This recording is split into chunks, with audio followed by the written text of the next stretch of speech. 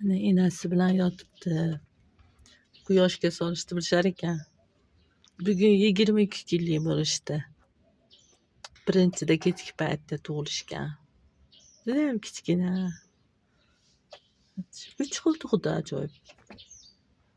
Bitta o'ziga o'xshagani shu. Bular quyoshda yotishni bilar ekan.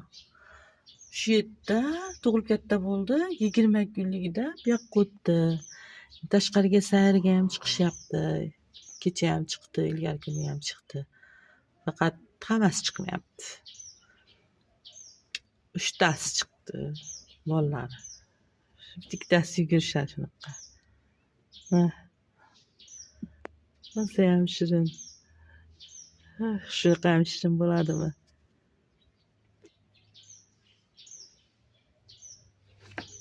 Quyoshga solishni bilishar ekan. Quyoshga solyapti o'zlari.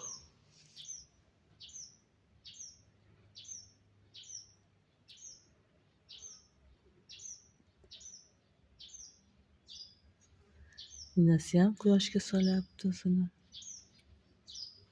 Hali kirib yotishadi bu yerga.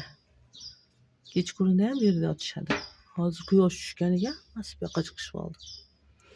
Qorasi 3ta.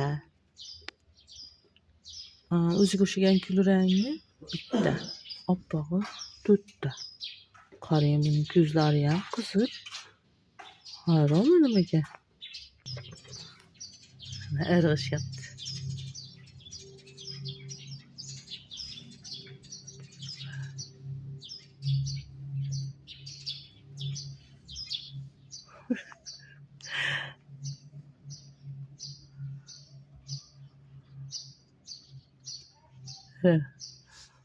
Voy Alloh, ana. Allohga shukr, biz ham quyonimiz tug'di.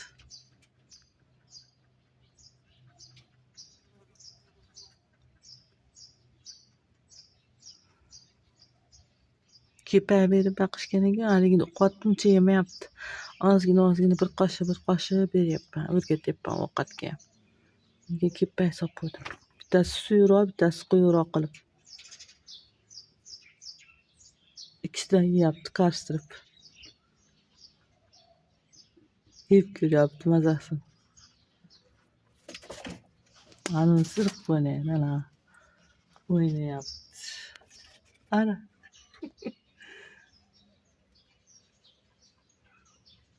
Judayam yaxshi ko'rdim, judayam shirin ekan. Voy xudoyim, ko'zlarini